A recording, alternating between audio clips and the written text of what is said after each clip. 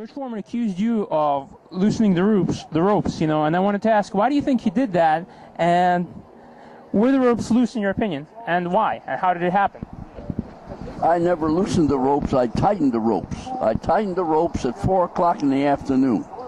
I sent a ring over there with 24-foot ropes for a 20-foot ring.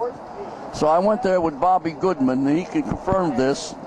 He works with Don King now, but he was doing the public relation for the fight for Don King. So I was there living with Bobby, so we went and checked the ring out. Now the ring was crooked. It was on a dirt floor. We had to straighten out the ring. And also the ropes were like 24 foot. You know, there wasn't a knife in the crowd. I asked them, give me a knife so I can cut the ropes and tighten them. Mobutu made sure people didn't have no weapons.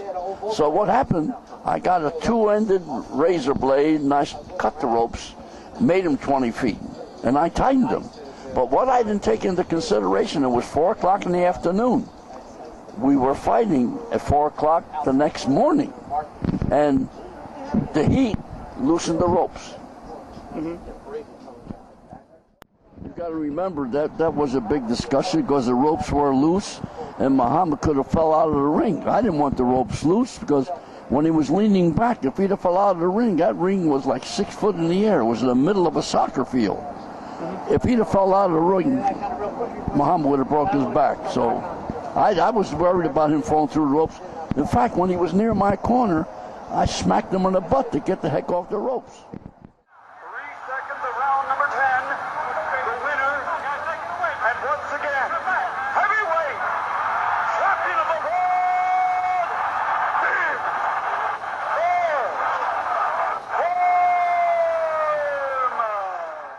Foreman. Of course, then you helped lead George Foreman to victory against Michael Moore. So was that something you two discussed regarding the ropes?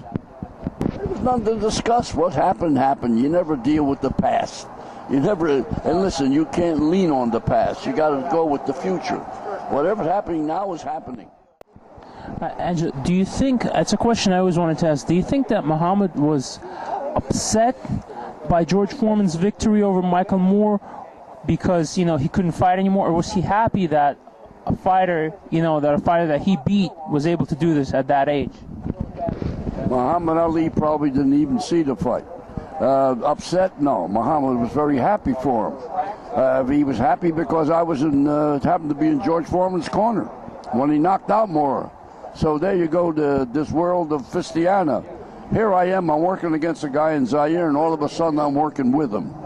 And the only reason George Foreman had me work with him because he said when I was in Zaire, and he told this to my wife, not to me, he told my wife, he said, the reason I got Angelo working with me? She said, no, he never told me. Well, I never knew. George, he said, because Angelo, when I was in Zaire, I was getting ready to hit Muhammad with a hell of a right hand.